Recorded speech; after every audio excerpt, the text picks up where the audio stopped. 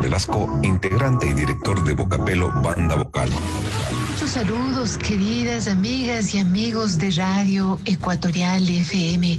Soy Margarita Lazo. Artistas nacionales e internacionales. Hola, ¿qué tal, amigos? Soy Natalie Silvana. La mejor música, programas polémicos y culturales forman parte de una estación que está en el corazón de todos sus oyentes. Ecuatorial FM, la radio del Paralelo Cero, desde el centro del mundo y para todo el mundo.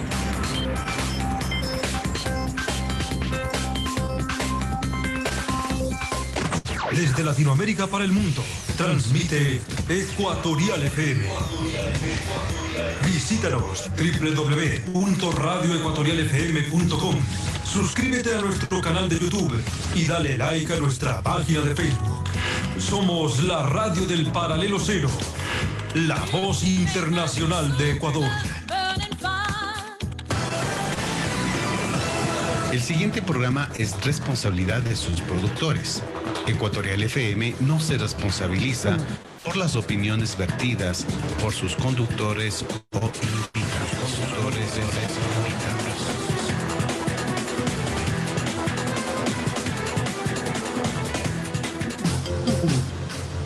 Ecuatorial FM presenta.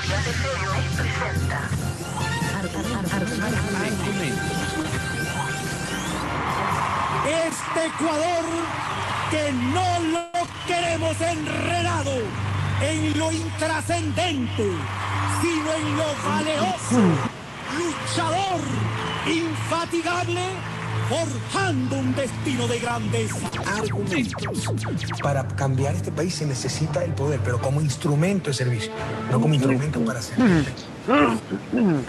Políticos, económicos y sociales de Ecuador y del mundo muestran sus opiniones en Argumentos. El odio nubla el cerebro, contamina las más claras inteligencias. Argumentos. Conduce Cristina Salinas. Bienvenidos.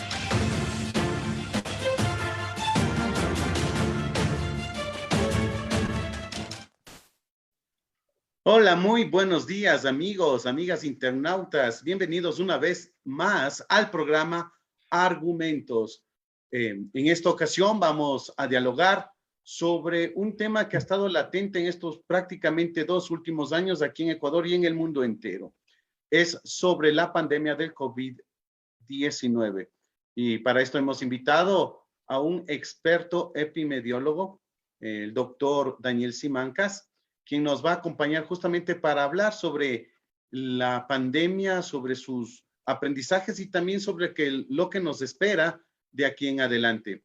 Gracias por su compañía, su sintonía, tanto a quienes nos ven y nos escuchan dentro del país, como a aquellos que nos ven y nos escuchan fuera de él mismo. Doctor Simancas, gracias por su presencia y bienvenido al programa Argumentos. Muchas gracias por la invitación. Es un placer estar con usted. Gracias, doctor. Bueno, el doctor Simancas tiene una maestría en epidemiología, así como también en salud pública, y es director de investigación de salud pública de la Universidad Tecnológica Equinocial, entre otros logros profesionales que le ameritan justamente estar aquí con nosotros y compartir esta entrevista. Para empezar, doctor, en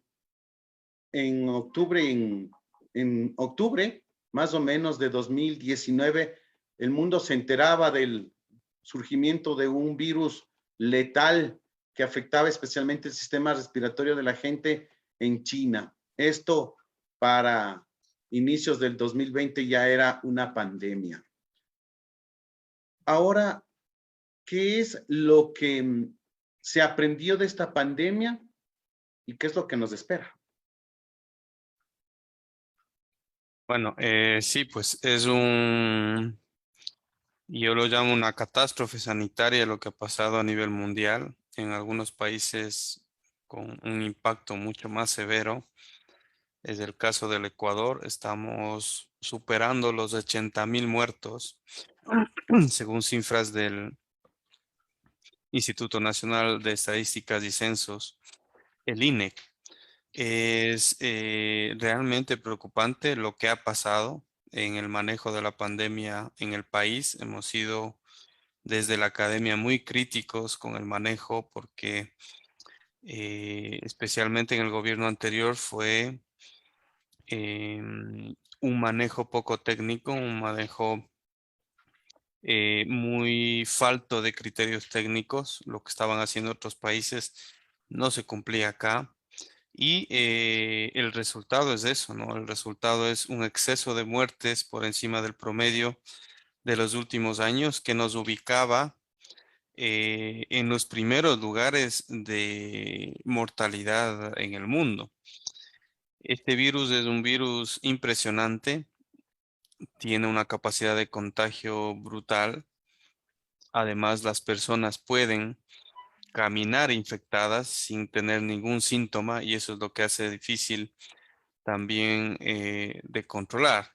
Pero bueno, luego aparecen las vacunas, hay una esperanza en todo el mundo y es muy interesante lo que está pasando hoy en día en algunos países, no en todos, que se ha mezclado este poder que tienen las vacunas con las restricciones que continúan y con el efecto de la gran cantidad de gente que ya se infectó, que ya se enfermó. Eso ha hecho que el país en estos momentos esté con datos positivos, que tenga indicadores favorables y que eso ha permitido que se reactiven algunos negocios, que se reactive la economía de una manera parcial. Pero bueno, se ve ya en este nuevo gobierno, por lo menos que se visualiza gente técnica, epidemiólogos, salubristas, hay eventos, reuniones, foros en los que nos invitan para dar los criterios y creo que ha sido un éxito de todos, ¿no? Todo el tema de la vacunación masiva, la empresa privada, las universidades, todos colaboramos para que esto funcione. Ahora, ¿qué nos espera? Bueno, este virus es... hay una incertidumbre sobre qué es lo que va a pasar. Está Doctor, dividido la academia. ajá, Por un lado, solo para doctor, cerrar. antes de, disculpe que le interrumpa, antes de justamente ver un poquito la visualización hacia el futuro, hay algo que quisiera que también puntualice. Usted habló en principio de 80,000 muertos, ¿no? Cuando el gobierno anterior hablaba de menos de 15,000 hasta mayo y luego el Ministerio de Salud Pública actualizó un poco la cifra de fallecidos con este gobierno y se hablaba de alrededor de 20, no, si mal no recuerdo, de 23,000 fallecidos. Ahora el INEC plantea 80,000 fallecidos. Sin embargo, esta cifra no deja de ser conservadora. Para nada conservadora. Está ahorita el último reporte, bueno, un reporte del 23 de septiembre nos manifiesta el MSP 32,700 muertos. Pero en realidad existen más de 80,000 muertos. No hemos podido diagnosticarlos porque no tenemos tantas pruebas y no es conservadora. Para una población de algo más de 17 millones de habitantes, estamos hablando, por ejemplo, que China, con la gran población que tiene, nos llega a 6,000, 7,000 muertos. Y eso ya para ellos es una catástrofe. Estamos hablando de perder 7,000 vidas en un país, pues, de más de 200 millones de habitantes. Y nosotros, Japón tiene la mitad de muertos, ¿no? No se diga Nueva Zelanda, Taiwán, por ejemplo, países que han tenido, Corea del Sur, países que han tenido éxito en el manejo de esta pandemia, pues para ellos también es una catástrofe, pero estamos hablando que pues no tienen más de 10,000 muertos, ¿no? Con poblaciones mucho más grandes. En un país de 17 millones estamos pasando los 80,000 muertos. Así es. Bueno, yo preguntaba si no es una cifra conservadora porque yo estimaba que era más, ¿no? O sea, estimo que es más, pero bueno, algún momento se sacarán las conclusiones y cifras correctas de esta pandemia que aún no termina. Y y justamente ya para hablar sobre una perspectiva en el futuro, bueno, ahora hay la vacunación, que más de casi 10 millones de ecuatorianos ya están vacunados y la vacunación continúa. ¿Esto significa a nivel de país y a nivel del mundo el final de la pandemia o el mundo se tendrá que ya acostumbrar a vivir con el coronavirus? A ver, esa es una pregunta muy, muy interesante porque todavía hay una incertidumbre. A nivel científico, pues algunos pensamos que este virus podría quedarse con nosotros, pero tener un comportamiento endémico, es decir, que tengamos pocos casos, como influenza, ¿no? Todo el mundo nos vacunamos y por ahí aparecen unos casos y hemos logrado, eso se llama eliminar al virus, no erradicar. Cuando se erradica una enfermedad, pues esta no vuelve a aparecer, como el caso de la viruela. En este caso de este SARS-CoV-2, de esta COVID, muchos piensan que se quedará entre nosotros y que lo que consiguen las vacunas es lo que habíamos dicho. Las vacunas evitan la enfermedad grave y la muerte, pero no impiden que el virus pase de persona a persona. Así que probablemente, eso te digo, lo que estamos viendo ahora es resultado de dos cosas, de un proceso de vacunación exitoso, hay que reconocerlo, una velocidad muy rápida, pero también que no tenemos un sistema ágil de pruebas diagnósticas. Es decir, a muchos de nosotros nos ha dado un resfrío, que nos duele la garganta, como una gripecita, pero no hay alguien que nos diga, usted tiene que hacerse una prueba. Entonces, probablemente, y a pesar de las vacunas, nos estemos infectando, pero esas infecciones ya no son como las de antes. No es lo mismo una infección en un vacunado que en un no vacunado. Así que probablemente este virus pase a ser un resfriado común que siga circulando, pero lamentablemente ojalá que alcancemos porcentajes de vacunación mundial altos, porque si no puede venir otra variante que esquive a las vacunas y nos deje pues reseteados en el proceso de vacunación, por ejemplo. Claro. Es decir, que si, bueno, tomando en cuenta lo último que dice de que se puede presentar una variante, la cuestión del COVID se podría añadir como un sistema de vacunación permanente a nivel mundial, así como para la sarampión, para la viruela, para la tosferina, que se les va a tener que inyectar al recién nacido o dependiendo cómo sean los estudios, para justamente digamos que erradicar o minimizar la acción del COVID-19 de aquí en el futuro? Sí, lo más probable es que tengamos que colocar refuerzos, por ejemplo, que tengamos que modificar las vacunas para vacunarnos todos los años. Eso es lo más probable, pero no es 100% seguro. Probablemente en un par de años este virus ya deje de circular, no tenga estas mutaciones que tiene influenza, por ejemplo. Influenza genera nuevas cepas. Este no ha generado una nueva cepa, son variantes. Y estas variantes, pues, es decir, la vacuna cubre estas variantes. En el caso de influenza hay que cambiar de vacuna cada año, esperando que una mutación que logre conseguir una nueva cepa, pues no quede inutilizada la vacuna, ¿no? Entonces, en ese sentido, como te decía, es probable que pasemos un par de años más en este tema de la vacunación y el virus se elimine, o de lo contrario, hasta eliminarlos tenemos que vacunarnos periódicamente, así como lo hemos hecho para influenza. No está claro el asunto todavía, esas son las dos opciones que hay con este virus. Y lo que está pasando a nivel mundial es llamativo, es decir, no es que dejan de aparecer los casos. Hay casos, hay población vulnerable que son los niños. En Estados Unidos mueren 40 niños al día y por eso es que necesitan aceleradamente que se aprueben las vacunas y por eso es que algunos países también han optado en empezar a vacunar a los niños, ¿no? Claro. Igual aquí se anunció que a mediados de octubre se iniciaría con la vacunación a los niños mayores de 5 años. Doctor, No sé si nos puede explicar la diferencia entre una variante y una cepa. Bueno, las variantes, las dos son mutaciones. Tanto la variante como la cepa son mutaciones que el virus realiza periódicamente. Es decir, más o menos este virus muta 2 veces por semana, pero esas mutaciones, la mayoría no son de importancia, no son de interés.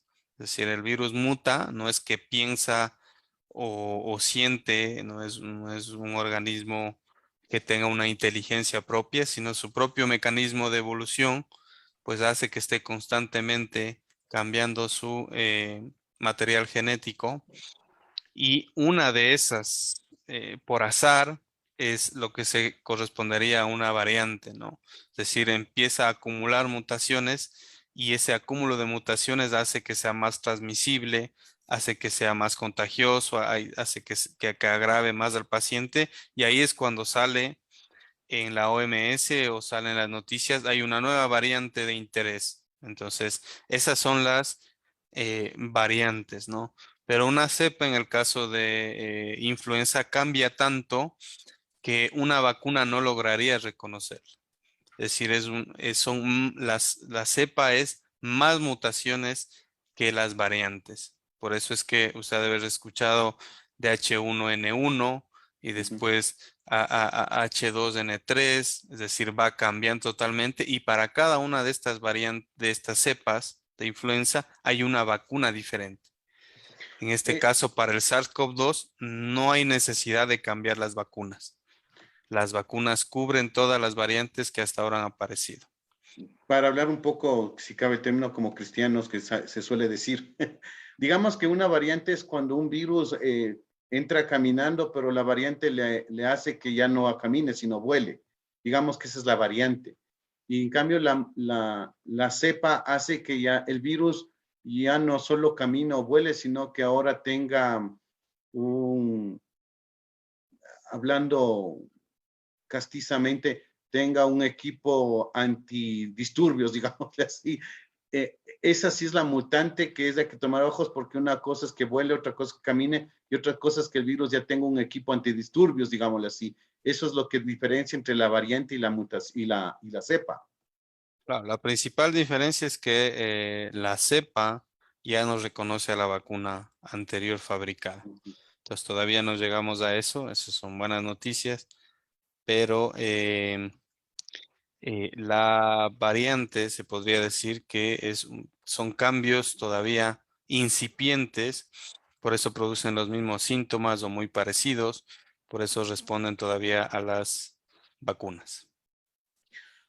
Bueno, ya lo ha dicho, la vacunación aquí en nuestro país está dando buenos resultados con esta disminución justamente de los índices tanto de enfermos graves como de enfermos contagiados. Sin embargo, ya podríamos estar hablando de una cuasi normalidad en las actividades de aquí en adelante, ¿o todavía es prematuro? No, definitivamente no. Esto es lo que han caído otros países. Esta es la famosa trampa de la normalidad. Por ejemplo, en Pichincha hay 131 casos nuevos. En Guayas 38, Azuay 19, Loja 14. Es decir, el virus está ahí. El virus está ahí, y quizá lo que está pasando es que estos 131 son entre vacunados y no vacunados. La mayoría serán no vacunados, pero que han desarrollado enfermedad. Porque los vacunados que no han desarrollado enfermedad, que tienen síntomas leves, no se deben haber hecho las pruebas. Entonces, ese 131 de Pichincha deberían ser 500, de Guayas 38 deberían ser, no sé, 100, 150. Es decir, el virus sigue, no hay que no hay que permitir que nos contagiemos.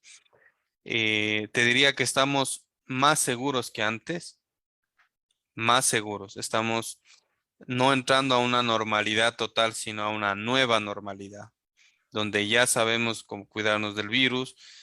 No podemos entrar a un restaurante que está repleto, todo el mundo sin mascarilla. Eso todavía no, es decir, la mascarilla hay que seguir utilizándola, pero si estamos al aire libre, si estamos con familiares en nuestro círculo cercano, todos vacunados, pues es casi improbable que se dé un contagio, excepto a los niños, ¿no? Y ese es el mensaje. Quizá ahora no nos protegemos por contagiarnos de entre los adultos, sino por contagiar a un niño. Y los niños no están exentos de enfermar o desgraciadamente de morir. Claro. Para ir terminando, doctor, y gracias por su presencia aquí, ¿podríamos hablar que a inicios de 2022, es decir, enero, ya se podrían dar las clases presenciales una vez que el gobierno ya ha iniciado con la vacunación a los adolescentes y también niños? Por supuesto que sí. Con la vacunación hay que esperar también unas 2 o 3 semanas luego de la segunda dosis, pero es necesario, es indispensable que se retorne a las actividades presenciales de los niños por un tema de salud mental, por un tema de violencia, de maltrato psicológico, maltrato sexual, por el mismo tema del aprendizaje. Podemos estar ante un problema muy grave generacional. Es decir, estamos hablando de que 2 años han pasado encerrados, muchos aprendizajes, muchos encuentros sociales, se han perdido salidas de campo, se han perdido conocer personas, están muy encerrados. Entonces, eso realmente afectará su rendimiento escolar y a futuro también. Es decir, las consecuencias de esto no son solamente en salud. Esto es lo que se denomina una sindemia, una mezcla de epidemias con determinantes sociales, es decir, el COVID. Ahora veamos problemas de salud mental, problemas pulmonares, problemas en los niños de rendimiento, problemas de memoria, la pobreza, la marginalidad, la delincuencia. Pues todo esto junto hace que los problemas de salud exploten y eso es lo que tendremos en un futuro. Yo diría que de esto no podemos salir en unos 10 años de las consecuencias que ha tenido esta pandemia, ¿no? Estaríamos hablando de una rehabilitación integral a nivel de sociedad. Por supuesto, es una cosa muy importante. No he visto todavía, bueno, estamos dedicados a la vacunación y esto, pero ya se debe empezar a generar política pública, no solamente en salud, sino en investigación, por ejemplo. Este tema de la soberanía del conocimiento. ¿Qué es lo que pasa? Nos quedamos sin vacunas, estuvimos al último de una lista de vacunas, tuvimos que pagar 10 veces el precio de los que producían. Claro.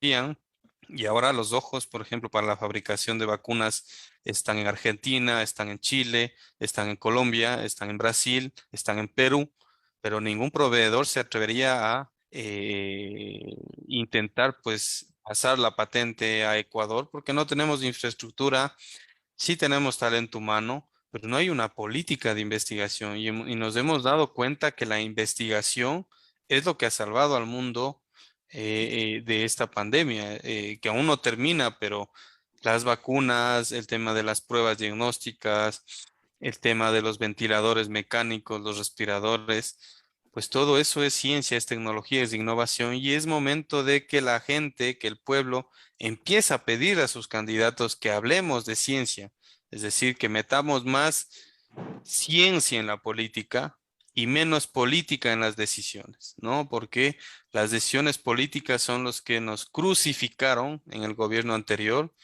y ahora pues en un compromiso mundial, por ponerte un ejemplo, si es que el alcalde del cantón, lo que sea, Naranjal, cualquier cantón, por no poner un nombre para acusar a alguien, quería vacunar, pues que vacune, que ayude, que preste los carros, que preste la gente. Antes no pasaba esto. Si usted no es del gobierno, si no es del Ministerio de Salud, usted no puede ayudar. ¿Cómo así? ¿Cómo así nos hizo esto antes?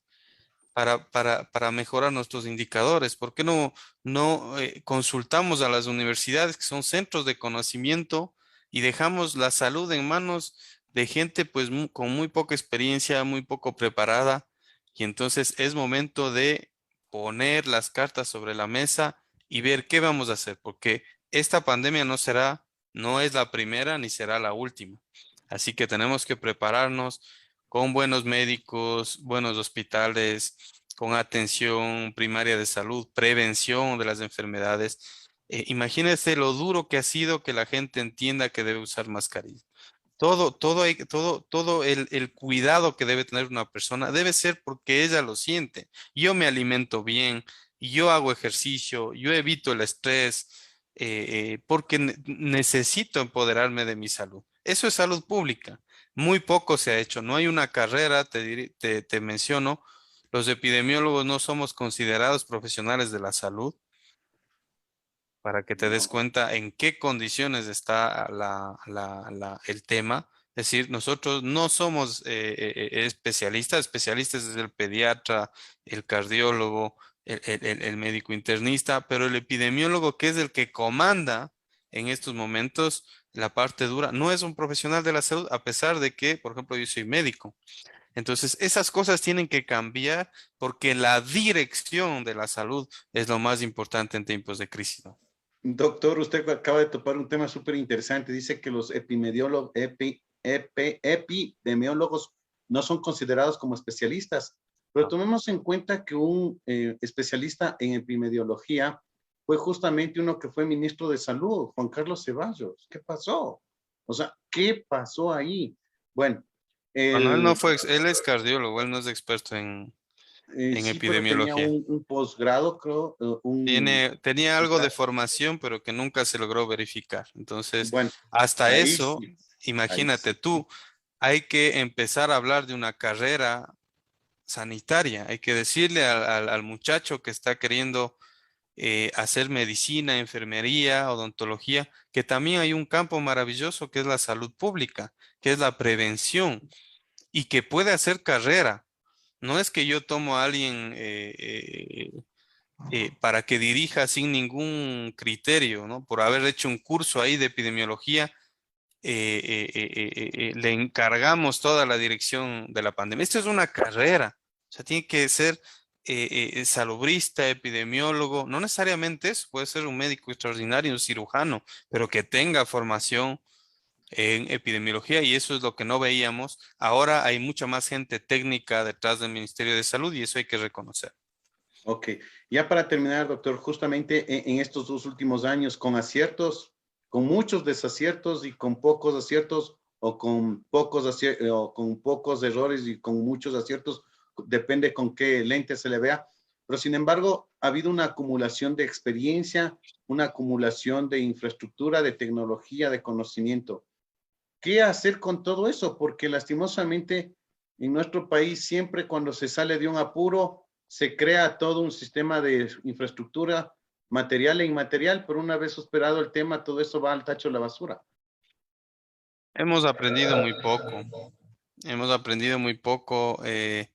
Hemos ganado experiencia, sí, pero en la parte política hemos aprendido muy poco, ¿no? Inmediatamente que tenemos pocos casos, despiden a la gente, a los profesionales, a los médicos, no hay estabilidad laboral, no hay prevención, se vuelve a un sistema hospitalomaníaco, es decir, que creen que la salud está en el hospital. La salud no está en el hospital, ahí están los enfermos. La salud está en la comunidad, la salud está en la capacitación, en las escuelas, en los colegios, ahí está la salud. ¿Y se necesitan profesionales para eso? Sí, pero inmediatamente que estamos en números positivos, despiden a la gente. Si tuviésemos una nueva ola, que es posible que llegue, no en la magnitud que hemos tenido, pero es posible que empiecen brotes, pero otra vez se contrata al personal de salud. Entonces, esa inestabilidad es también la que provoca, esa rotación de personal, es que provoca errores en la toma de decisiones. Entonces, para cerrar, nos hemos llenado de experiencia, sí, pero la parte política, ojalá cambie, pero no hemos visto una sola política sanitaria, una sola política de economía de la salud, por ejemplo, una sola política de un cambio realmente en el sistema de gestión de los servicios de salud. Doctor, pero ¿qué punto juega la academia? La academia debería ser también interesada en justamente en sistematizar, en organizar, en planificar toda esta experiencia vivida por parte del país. Evidentemente que la parte política cuenta, pero también la academia, ¿cuál es su parte? ¿Cuál es la parte de la academia? Bueno, la parte que ha jugado la academia ha sido fundamental. Hemos hecho desde diagnóstico de COVID, hemos hecho la misma vacunación, ayudamos al proceso con plata y persona. Nos dejaban la vacuna, pero toda la infraestructura, personal sanitario, jeringas, alcohol, protocolos de bioseguridad, todo puso las universidades. Entonces, el rol que juega la universidad dentro de la sociedad es fundamental, pero de ahí pensar que la universidad forma parte, tiene voz y voto en las decisiones, eso es impensable. En otros países sí. En Francia hay una comisión académica que luego del debate político pues pasa a una revisión técnica para que los académicos que están leyendo todo el tiempo, que están buscando información, que están generando conocimiento, ciencia, sean también los que participen en las decisiones. Eso es fundamental, pero obviamente el tema político, el compadrazgo, los intereses de bloques, los compromisos con legisladores, pues hacen que esto sea casi que utópico y que las universidades pasemos a un segundo plano, al plano simplemente de la formación de profesionales, que para nosotros es lo primero, pero para el resto, pues por cómo vamos, no es lo prioritario, ¿no? Y nosotros, pues, hay muchos profesionales rescatables de la academia. No digo que se inserten en los puestos del gobierno, porque no es su función, no son funcionarios públicos, sino que participen en las decisiones. Algo se ha hecho en este nuevo gobierno, se ha participado en foros, discusiones, pero lamentablemente se debe hacer una reforma integral a los sistemas de salud y los sistemas políticos para que las decisiones sean basadas en evidencia, sean basadas en datos y no en compromisos políticos, que es lo que tanto daño ha hecho este país.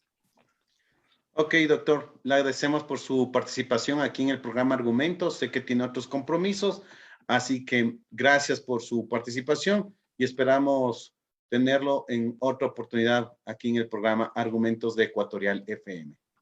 Muchas gracias, a las órdenes. Gracias, doctor, y amigos internautas, cibernautas, gracias por su compañía, gracias por su sintonía, y les recordamos que la próxima semana tendremos más de Argumentos. Un fuerte abrazo. Ecuatorial FM presentó. Este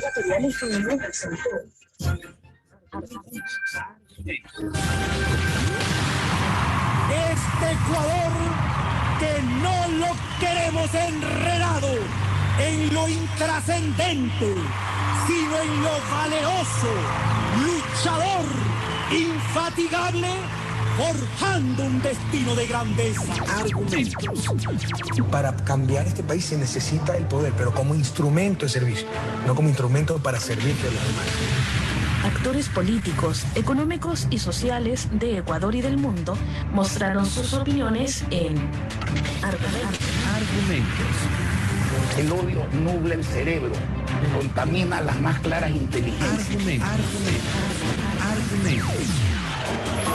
Estuvo con ustedes Cristian Salinas. Hasta la próxima semana.